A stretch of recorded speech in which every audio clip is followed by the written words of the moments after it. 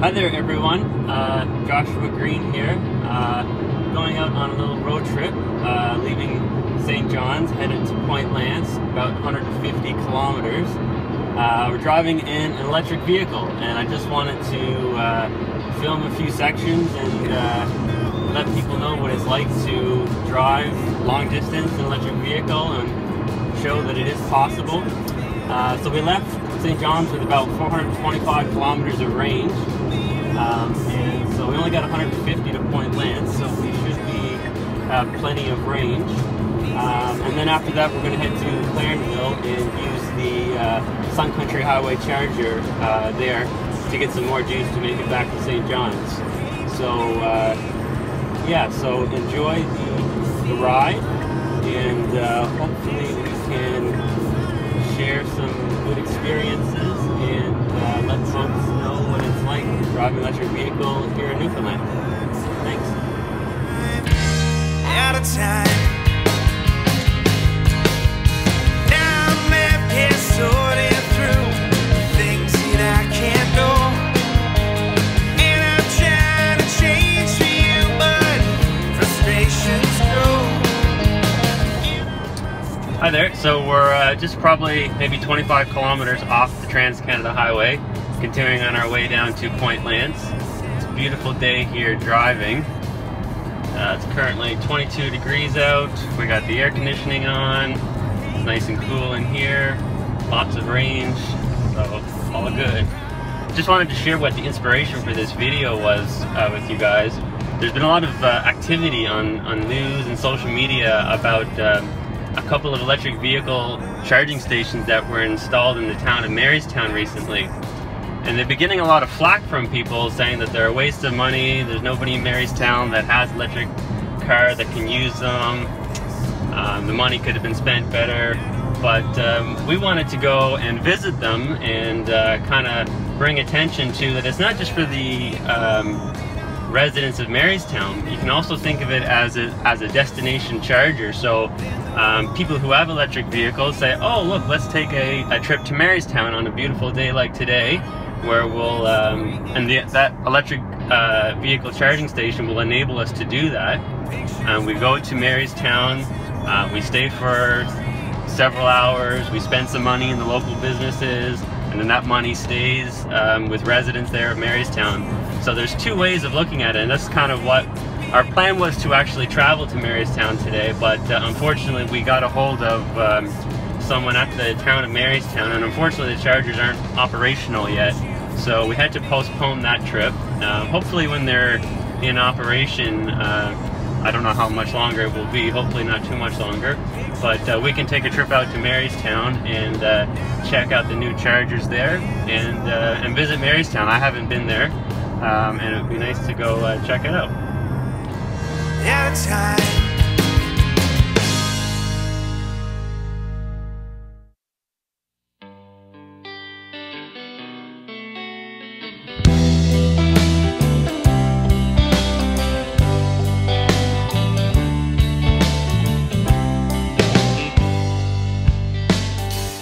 Can't always be Superman. That's just the way I am. I can't pick you up every time you fall. Alright, we got about 40 kilometers left until Point Lance. And you can see we got a beautiful view here. Pretty much got the road to ourselves. Sky day.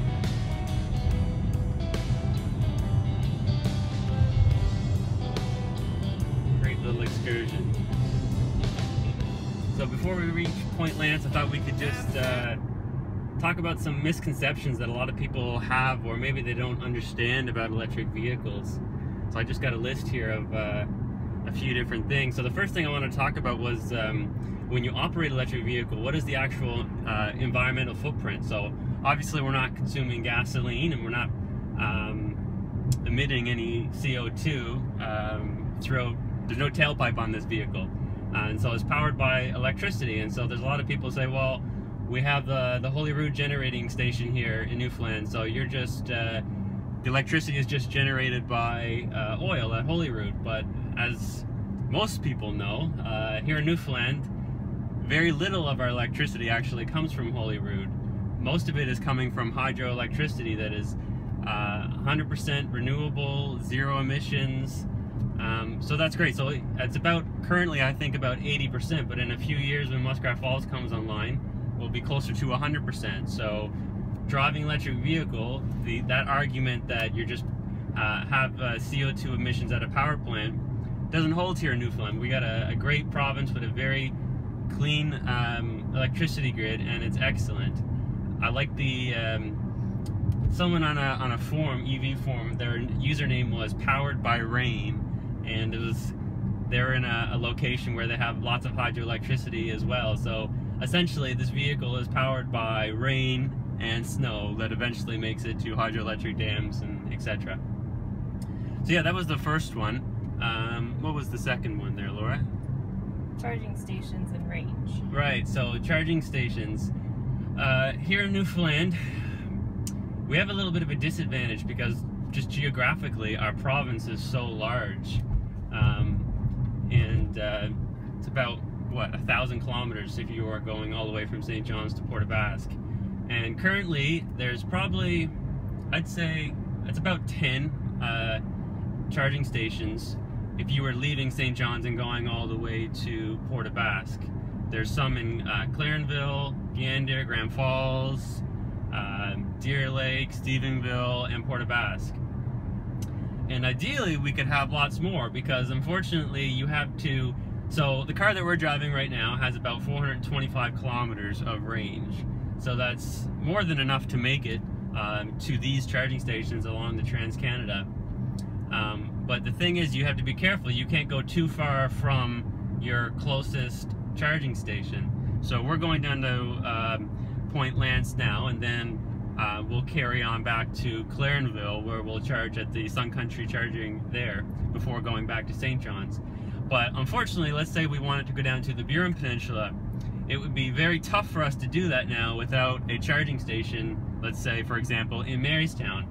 If there was one there, it would make it much easier. That would be kind of our destination, and we can charge there and we can carry on our way.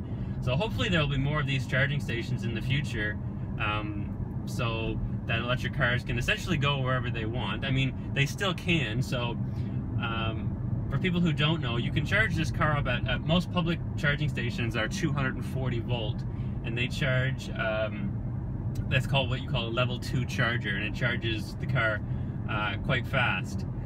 You can plug this car into any 120 volt outlet if you'd like. It just charges a little bit slower, but it is convenient. Let's say that you were going to a bed and breakfast overnight, and if they have a 120 volt plug on the outside of their house, you could simply plug your car into the outlet, and then overnight you will have gained, let's say maybe 50 kilometers of range or something. It's not a great deal, but it is enough to get you a little bit further. So yeah, there's lots of charging stations, but it would be great if there was more.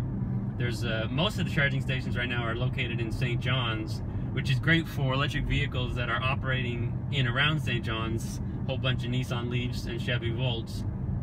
But what we really need, looking long term, is more charging stations throughout the province to make it more accessible. So yeah, that's charging stations. What was next? Winter performance. Winter performance. Yeah, I get this one a lot, and I read so many people talking about how the winter performance, the winter conditions just kills the performance of electric vehicles. And it is depending on the situation. So the cold temperatures is what affects the battery mostly. But what happens is the battery likes to operate at a certain temperature to preserve health and to operate it most efficiently. So what a car will do once it's turned on, let's say it was minus 10 degrees out or whatever, the battery will use energy to heat the battery up to get it to that optimal temperature. And so that takes a while, and it takes a little bit of energy. And because you are spending energy to heat the battery, it's less energy that you have for range. So if you are doing a whole bunch of stopping and starting, so you start your car, you drive 10 kilometers to work, you park, your car sits there for 8 hours, the battery cools down again, and then you get into it again after work, the battery has to heat itself up again, and you continually do that, what you'll see is about a 50% reduction in your range, which is pretty substantial. But at the end of the day, if you're just charging at home, all that means is you're going to be charging up more frequently. So in the summertime, we charge this car a little less than once a week. But however, in the winter, most likely we're charging at least 2, maybe 3 times a week. But it's not that big a deal because of the convenience of just charging at home. But what's interesting is this is only for short trips. If you're going on a long trip, let's say on a highway like we're doing right now, if we were in the winter conditions right now, when we left St. John's, the battery would have taken a little bit of energy to heat itself up. But then once it's there, it takes very little energy for the battery to remain at that optimal temperature. So once you get going, the winter performance, there's not a reduction of 50% range. Typically what we saw was only really a reduction of about 10% if you're looking at a long trip journey, right? Let's say you're going 100 kilometers or something, or more. So even in the winter conditions, if you're going on a long trip, let's say we were traveling from St. John's and we were going to go out to Marble Mountain to do some skiing, we would not be handicapped by the winter performance. We probably lose only about 10% more range, and that just means that we'd have to charge a little bit longer, but it wouldn't significantly impact speed bump, the trip too much. So yeah, winter performance, don't got to worry about it. We have a mild winter here compared to a lot of other places where electric vehicles are operating. So we're in a great spot for electric vehicles, and people don't have to worry about winter performance, that's for sure. Yeah, so, and then the last thing I want to talk about was, so what kind of electric vehicles can you purchase today? Ones that will enable you to do a long trip such as we're doing now. By the end of the day, I think we're going to have traveled close to 600 kilometers or something. And unfortunately, there are no vehicles that are at a affordable price for long distance trips like this. This car, just over $100,000, very expensive car, but it is a stepping stone for the company Tesla to get to where they want to be, which is an affordable mass market car that can still have the incredible range that this car has. So by the end of 2017, early 2018, you'll be able to buy a car for less than $35,000 that has a range of, let's say, 400 kilometers, which enables you to do these long trips. Unfortunately today, all the other cars, let's say the Chevy Volt and the Nissan Leaf, well, especially the Nissan Leaf, you're really restricted to whatever the range of the Leaf is. I can't remember, something like 125 kilometers or something. But with the Leaf, you wouldn't even, unfortunately, be able to make it to the closest charging station, which is Clarenville from St. John's. So the Leafs are really confined to St. John's. The Volts are great because they have the gasoline range extender, where you can just operate it like a normal gasoline vehicle, and you can travel in, let's say, I don't know, 500, 600 kilometers, and then you can gas up again, or you can charge up to just extend it a little bit. But unfortunately, not really many other cars today that you could purchase at an affordable price that allows you to do long trips. It's going to change, and but one thing that I think is important, and again, this is kind of one of the reasons that we were doing this video, is to promote the infrastructure that needs to be in place for when these vehicles do come along. And in the CBC article that I was reading, people were talking about, well, it's the chicken and the egg thing, but I think that we're in a great opportunity now where we know where the future is gone. We're all going to be driving electric vehicles. That's a given.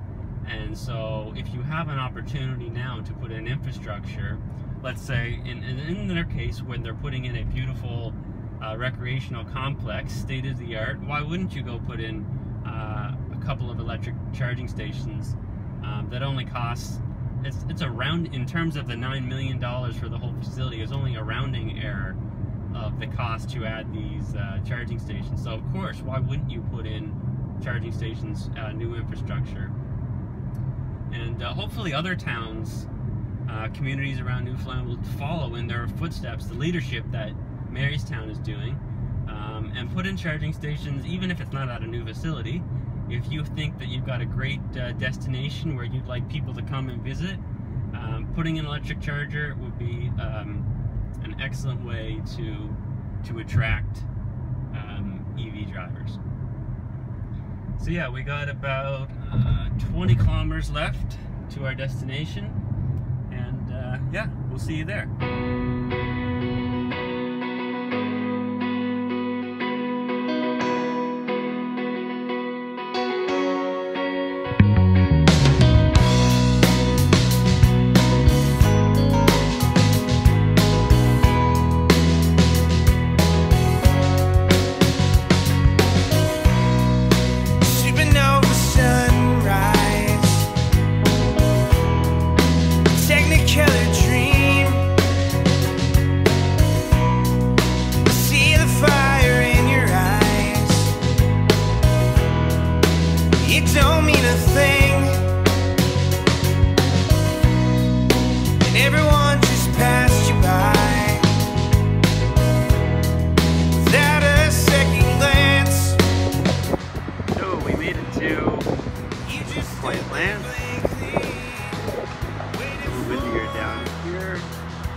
Still had a nice little picnic on the beach.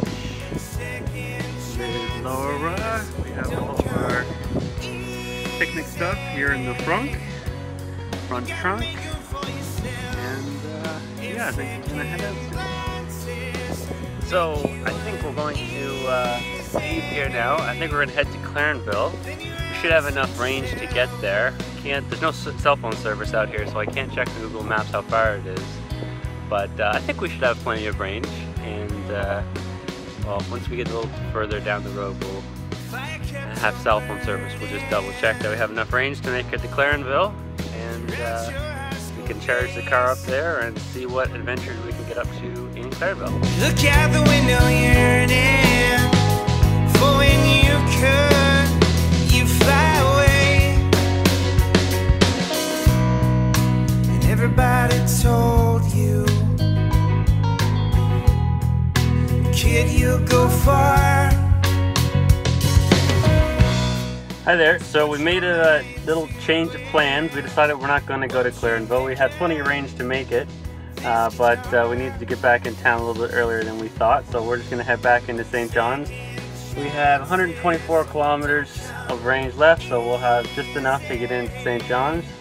I really wanted to show you plugging into the Sun Country Highway public charging station in Clarenville.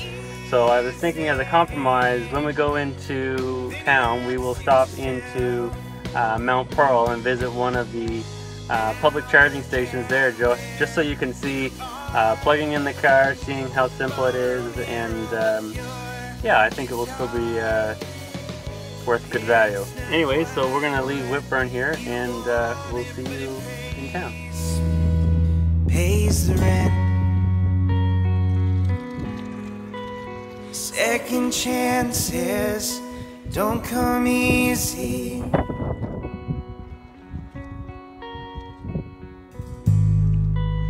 Second glances make you uneasy.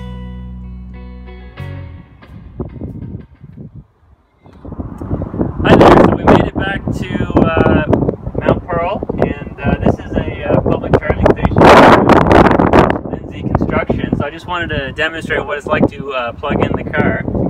So this is a what's called a J1772 adapter for charging your vehicle. So on the Nissan Leaf and the Chevy Volt, you can just plug these in directly. So the port for the Tesla is just located underneath this little flap here. So I'll just open the charge port door. And there you can see where the cable will go in. So there is a adapter for this vehicle. So I'll just put this on the end. There we go. And we plug in.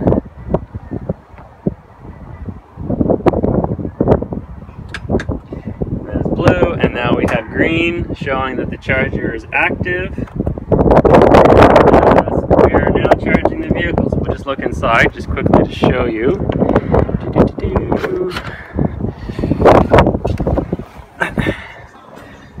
So you can see here, we arrived and we had 35 kilometers left. Now that was after driving, I don't know if you can see, 387.2 kilometers, which is what we charged. That's when we left St. John's this morning. So 387 plus the 36 that we had, so very close to the 425. So you can see that we're now charging, and we're charging currently 24 kilometers an hour, 25. It takes a little while for it to ramp up to the final speed, but we're charging at 30 amps at 206 volts. So at this speed, it would take a long time to charge this car, as you can see.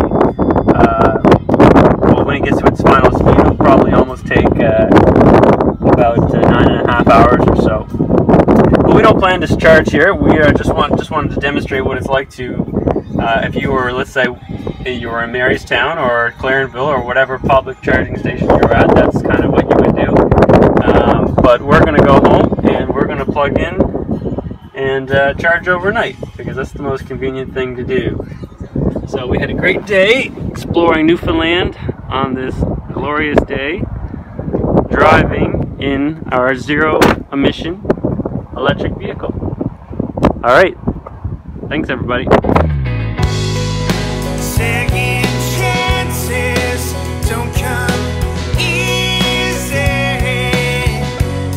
You gotta make them for yourself.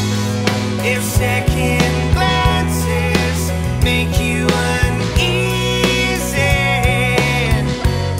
well then you have to suit yourself. You have to suit yourself.